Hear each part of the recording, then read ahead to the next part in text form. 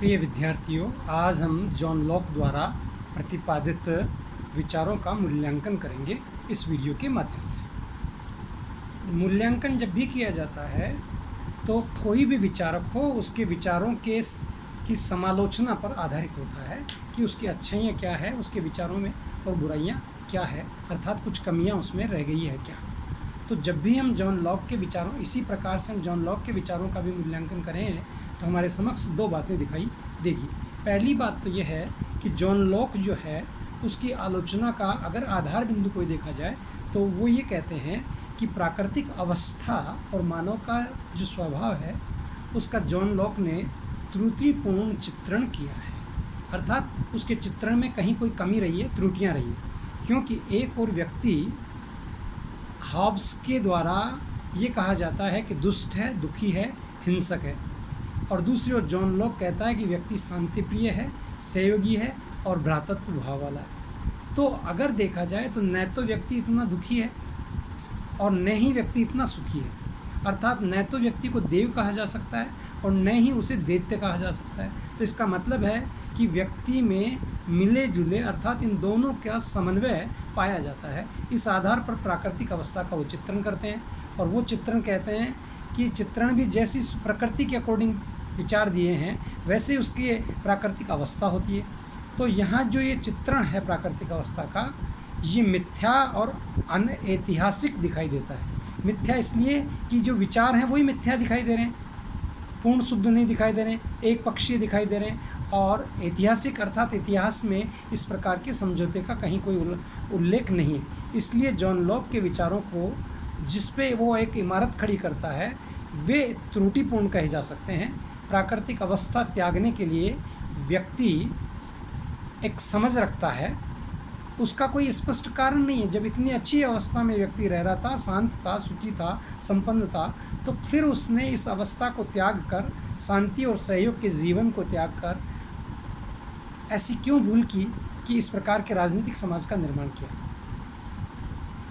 और आलोचक ये भी कहते हैं कि जो सुखवाद का सिद्धांत है कि व्यक्ति, जॉन लॉक कहता है कि सुख से प्रसन्न रहता है, अर्थात सुखवाद प्रसन्नतावाद दोनों हैं, परंतु दोनों चीज़ विरोधी है। क्योंकि व्यक्ति प्रसन्नता की इच्छा द्वारा कार्यों का संचालन करता है, मतलब अच्छे विचार लगते हैं, अच्छे कार्य लगते हैं, उसके प्रति व्यक्ति आकर्षित होता है, और जो बुरे लगते हैं उसके प्रति व्यक्ति आकर्षित नहीं होता है। तो यहाँ हम ये कहते हैं कि प्रत्येक व्यक्ति के जो कार्य हैं वो सार्वजनिक प्रसन्नता बढ़ जाती है। जॉन लॉक कहता है तो सभी व्यक्ति अच्छे हैं तो प्रसन्नता भी सबकी बढ़ेगी, तो पूरे समाज की प्रसन्नता बढ़ जाएगी। ऐसा नहीं है, क्योंकि व्यक्ति के जो कार्य हैं उसकी इच्छाएं अलग हो जाती हैं और उसके अनुसार सभी व्यक्तियों के अच्छे कार्य माने जाएं। इसमें एक जटिलता दिखाई देती है, समस्या दिखाई देती है कि कौन से अच्छे कार्य इस व्यक्ति के लिए हैं और कौन से अच्छे कार्य उसके लिए, क्योंकि सभी व्यक्तियों के लिए समान अच्छे कार्य संपूर्ण रूप से दिखाई नहीं देते। फिर हम कहते हैं कि जॉन लॉक के विचारों में विरोधाभास दिखाई देता है। वो विरोधाभास इसलिए दिखाई देता है, आलोचकों की मान्यता यह है कि जॉन लॉक ने ये कहा है कि राज्य व्यक्ति की सहमति पर आधारित है और व्यक्ति की सहमति के आधार पर शासन करता है और सहमति और असहमति के आधार पर विरोध कर सकता है। तो यहाँ प्रश्न उठता है कि सहमति और असहमति, जितने भी शासन व्यवस्थाएं दिखाई देती है वो सहमति से ही होती है। जैसे निरंकुश तंत्र है या प्रजातंत्र है, दोनों जगह जनता की सहमति पर आधारित होता है। निरंकुश तंत्र क्या करता है, जो उसके असंतुष्ट व्यक्ति हैं, जो उसका विरोध करने वाले व्यक्ति हैं, उनके वो दमन करता है और प्रचार करता है कि इन लोगों ने गलत किया। तो दमनात्मक कार्रवाई के द्वारा वह अन्य लोगों की जो है सहमति प्राप्त कर लेता है और जनता उसका विरोध भी नहीं कर पाती। जैसे वर्तमान में चीन का शासन है। अब कहने के लिए चीन का शासन बहुत श्रेष्ठ शासन दिखाई देता है, परंतु जो शासक है उसके प्रति थिएनमेनचोक जो है उसमें क्रांति हुई, उसमें प्रजातंत्र के संघर्ष हुआ, शासक के विरुद्ध आवाज़ उठी, आज भी उठ रही है, परंतु फिर भी उसे दबा दिया जाता है और जनसहमति का शासन माना जाता है। दूसरी ओर अगर हम देखें, जैसे प्रजातंत्र है, भारत में है, चीन में राजतंत्रात्मक प्रजातंत्र दिखाई देता है, फ्रांस में प्रजातंत्र है, अमेरिका में प्रजातंत्र है, और यहाँ इस प्रजातंत्र को अगर हम विश्लेषण करें तो अधिसंख्यक जनता संतुष्ट होने के बजाय असंतुष्ट दिखाई देती है, अर्थात शासक से असहमति अधिक दिखाई देती है। तो यहाँ प्रश्न उपस्थित हो जाएगा कि कौन सा शासन श्रेष्ठ है और किसको उपयुक्त शासन माना जाए और किस शासन के को स्वीकृति प्रदान की जाए। इसलिए सहमति की असहमति हमें यहाँ दिखाई देती है। एक और जॉन लॉक प्राकृतिक विधि को आधार बिंदु मानता है और उस प्राकृतिक विधि के प्रति सहमति की बात करता है, पर प्राकृतिक विधि और सहमति दोनों में थोड़ा सा विरोधाभास दिखाई देता है, क्योंकि जो प्राकृतिक विधियां हैं, स्वतंत्रता है, संपत्ति है, जीवन रक्षा है, जिसकी वो बात कहता है, मनुष्य कभी भी दंड और अन्याय को सहमति प्रदान नहीं करता। जैसे मान लीजिए किसी व्यक्ति को फांसी की सज़ा दी जाए तो भी वो ये नहीं कहेगा कि मुझे फांसी की सज़ा उचित दी गई है, सही दी गई है। तो अब वो फांसी की सज़ा उसकी सहमति नहीं है, वो बहुमत की सहमति हो सकती है, न्यायपालिका की सहमति हो सकती है, तथ्यों की सहमति हो सकती है, पर व्यक्ति विशेष के लिए वो सहमति नहीं, व्यक्ति विशेष के लिए वो असहमति है। इसलिए प्राकृतिक विधि जो है उसमें भी व्यक्ति स्वतंत्र था, और स्वतंत्र रहते हुए जो व्यक्ति है वो अपने अधिकारों की मांग करता है। तो खुद की स्वतंत्रता का जो विचार है, जब वही विचार दूसरे पर लागू किया जाता है तो उसके मूल्यों में थोड़ा बहुत अंतर आना स्वाभाविक दिखाई देता है। और संपत्ति का जो अधिकार है, स्वतंत्रता है, संपत्ति का जो अधिकार जॉन लॉक देते हैं, उस संपत्ति के अधिकार में, वर्तमान संपत्ति के अधिकार में प्रासंगिकता दिखाई नहीं देती। जॉन लॉक कहता है, मान लीजिए कोई एक व्यक्ति है, पेड़ के फल तोड़कर इकट्ठे कर लेता है, तो वे फलों पर उसने अपना श्रम लगाया है, तो वो फल उसके हैं, ये उसकी संपत्ति है। अब आज की दृष्टि में देखिए, कोई मजदूर को अपने घर रखता है या किसी व्यक्ति को बुला करके वो काम करा लेता है और उस काम के प्रतिफल स्वरूप उसकी उत्पादकता बढ़ जाती है, तो वह स्वामी का है, स्वामी की संपत्ति मानी जाती है, जबकि काम तो उसने किया। तो यहाँ जो हम कहें तो वर्तमान में विरोधाभास दिखाई देता है, ऐसा संपत्ति के अधिकार को लेकर के भी दिखाई देता है। यहाँ कभी कभी ऐसा लगता है कि जॉन लॉक ब्रिटेन में जो गौरवपूर्ण क्रांति हुई है और जो नागरिकों के अधिकार, बिल ऑफ राइट्स है, उसका समर्थन करता है, और उसी बात को जस्टिफाई करने के लिए उसने इस प्रकार की समझौता सिद्धांत के द्वारा राज्य के निर्माण के विचार कहीं प्रतिपादित किए हों, ऐसी जो है मंशा भी हमें कहीं कहीं दिखाई देती है। तो संपत्ति में विरोधाभासी विचार दिखाते हैं। ऐसे राज्य की उत्पत्ति के लिए भी वो कहता है जॉन लॉक कि राज्य की उत्पत्ति व्यक्ति ने अपनी आवश्यकता की पूर्ति के लिए और नैतिक कारणों से नहीं की, आवश्यकता की पूर्ति के लिए किए। तो राज्य नैतिक कैसे हुआ फिर? क्योंकि राज्य तो आवश्यकता की पूर्ति कर रहा है, नैतिक कार्य थोड़ी कर रहा है। वह तो जीवन है, संपत्ति है, स्वतंत्रता है, इसकी रक्षा के लिए राज्य की उत्पत्ति हुई है। इसलिए राज्य नैतिक नहीं, राज्य आवश्यक है। तो राज्य को नैतिक कैसे कहेंगे हम? जबकि जॉन लॉक ये कहता है कि राज्य नैतिक संस्था है और एक ट्रस्ट की संस्था है, और ट्रस्टी को ट्रस्ट के अनुरूप कार्य करना चाहिए जिसमें जनता का हित हो सके, उसके विपरीत कार्य नहीं करना चाहिए।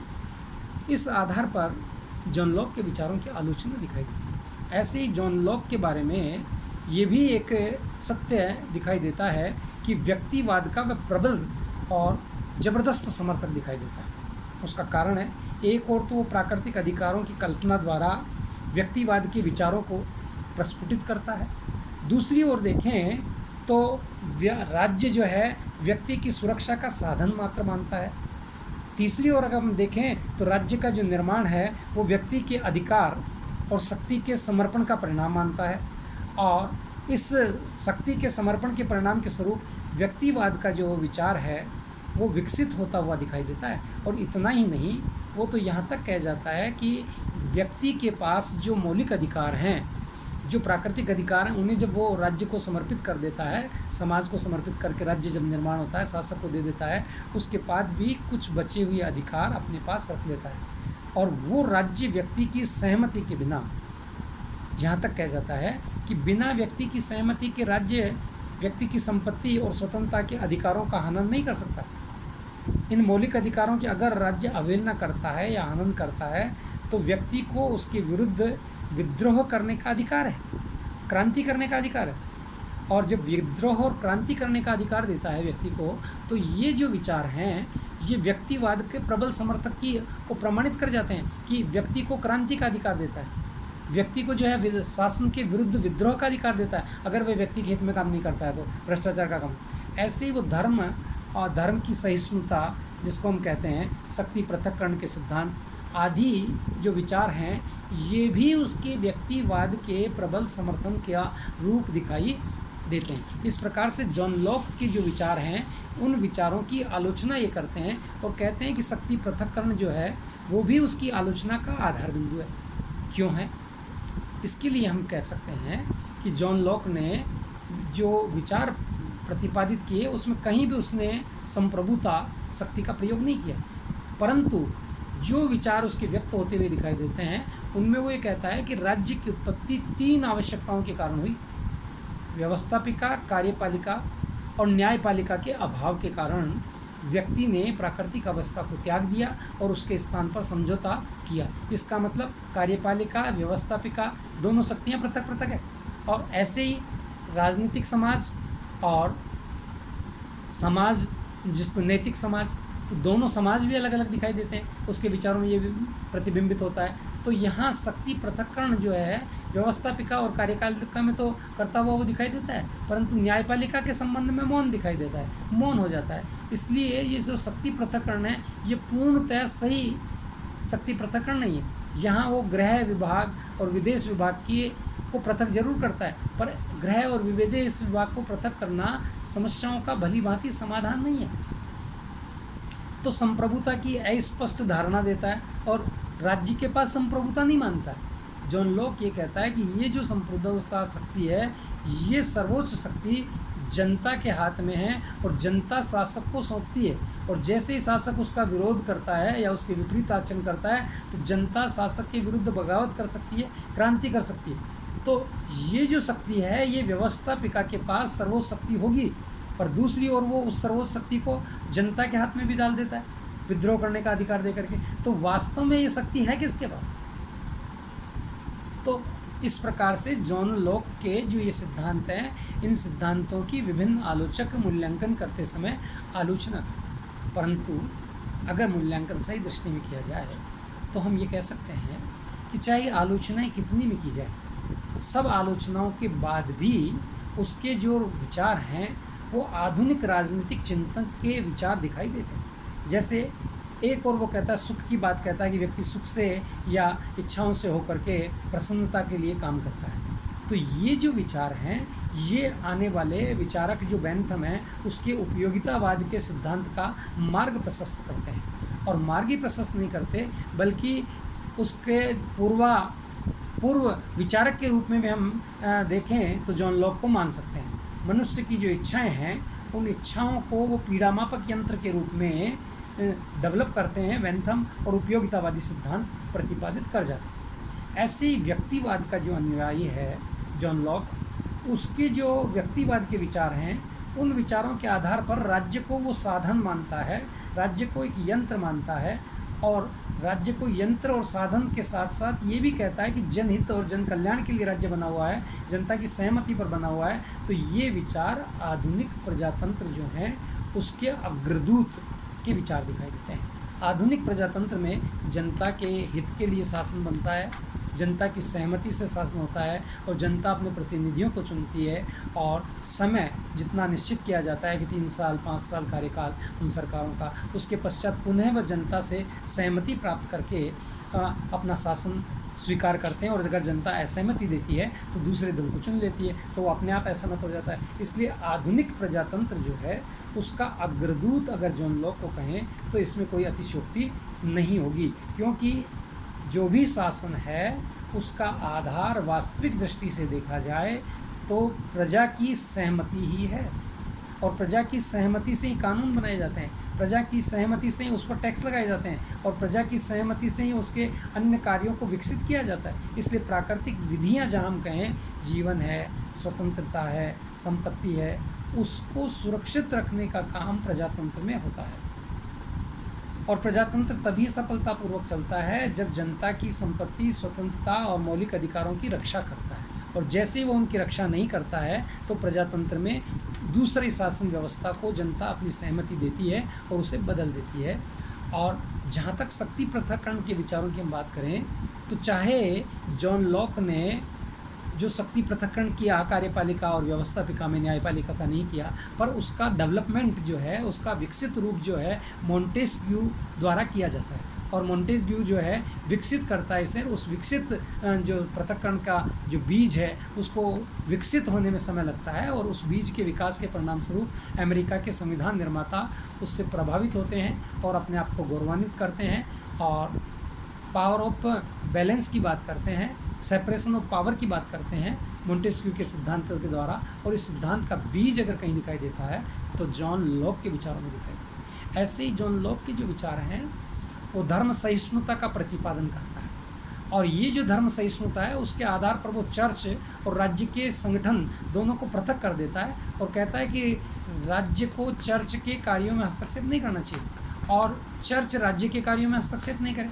इसका मतलब क्या हुआ? चर्च सेपरेट है, राज्य सेपरेट है। इसका मतलब राजनीतिक समाज अलग है, धार्मिक समाज अलग है और धर्म के पृथक समुदाय अलग हैं। तो दोनों कार्य क्षेत्र अलग अलग हैं और ऐसी स्थिति में पंथ निरपेक्षता का दृष्टिकोण विकसित हो जाता है, अर्थात राज्य को धर्म पर और धर्म को राज्य पर नियंत्रण नहीं रखना चाहिए। प्रत्येक राज्य में जिस विचार को मानने वाले लोग होते हैं उन्हें अपने विचारों को धार्मिक रूप से स्वतंत्रता के विचार रखने की छूट और अनुमति होनी चाहिए। इसलिए जॉन लॉक के ये जो विचार हैं, धर्म स्वतंत्रता के विचार, पंथ निरपेक्षता के विचार और धर्म संप्रदाय के विचार या धर्म निरपेक्षता के विचार, इन विचारों को आगे जाकर स्पिनोजा मिल्टन जो है वो विकसित करते हैं और वो विकसित करते हुए ये कहते हैं कि धार्मिक सहिष्णुता प्रजातंत्र का वास्तविक आधार स्तंभ है। इस प्रकार से हम जॉन लॉक के विचारों का चाहे खंडन करें चाहे उसकी आलोचना करें, परंतु उसके विचारों के महत्व को अस्वीकार नहीं किया जा सकता। ये बात अलग है कि जॉन लॉक एक मूलभूत विचारक नहीं है, एक दर्शन शास्त्री नहीं है, एक राजनीति का विधिवेता होने के नाते, राजनीति के अनुभव के नाते वो अपने विचार प्रतिपादित करते हैं। धन्यवाद।